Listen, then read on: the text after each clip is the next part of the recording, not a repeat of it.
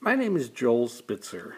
I've been running stop smoking clinics and smoking prevention programs for over 43 years, I guess now. And I have a series of videos designed to help people quit smoking. But I frequently get asked about my background, how I got into this field. And I have a number of videos kind of touching on different aspects of this. And I'm going to use this video to introduce those other videos. I have one that I actually did yesterday explaining why I stopped doing stop smoking clinics, which I stopped doing in 2008, I think was my last one. I have a video talking about how I started running stop smoking clinics and talking about my first clinic experience. I don't have anything really discussing how or what I was doing before the stop smoking clinics, because I really started doing the clinics in 1976, but I was working in smoking prevention starting around 1971. I started as a freshman in high school, and it was just I had a relative who worked at the American Cancer Society who would give me material about the dangers of smoking, and I think it was material that really wasn't being given to students before. He was giving me the adult-based material, and it was stuff that I don't think they thought school students should see.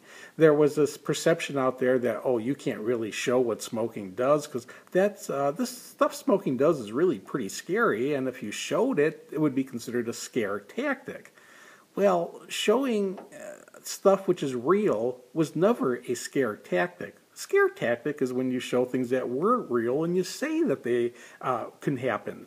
But with smoking, it was very different. It was basically a terrifying process of what went on when people smoked, but no one was being told this. And as a young person myself, I was basically horrified that I hadn't heard it before and that no one I knew knows this information. And I started at that point volunteering to do programs for the American Cancer Society. I have a page that I had set up at joelspitzer.com, and it lays out as well as I can figure out how to lay out my professional background, my personal involvement in my professional background. I have a number of articles linked there kind of discussing people's reactions to what I was doing. It was kind of strange because I was basically, in a matter of a few years, by the time I was a junior in high school, I was lecturing at colleges and universities. By the time my senior year, I believe it was my senior year, it was right after my senior year, I was lecturing at medical schools on the dangers of smoking. I wasn't doing smoking cessation at that point. I was doing the dangers of smoking. I was speaking at conferences throughout Chicago and throughout Illinois about the dangers of smoking. The more places that I was going in to do it, the more of a demand it was creating, and it's how I kind of worked myself into the field. And then, by just a happenstance, I was asked to speak at a stop smoking clinic, just showing the dangers of smoking, and this is all covered in my first clinic video. And that's where everything blossomed after that, to going into the full-blown stop smoking clinic work.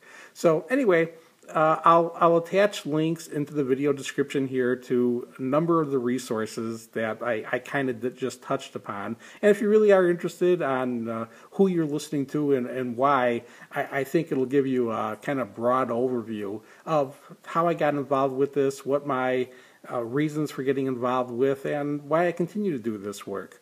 It really comes down to from what it was in the beginning. I've always felt I've been able to help people to, in the beginning, not take up smoking, but then in the latter years where I really focused my attention to help people to be able to quit, which I think is a very important task because so many people are being convinced that it's impossible to quit smoking, and I just know it's not the case, that you can quit smoking.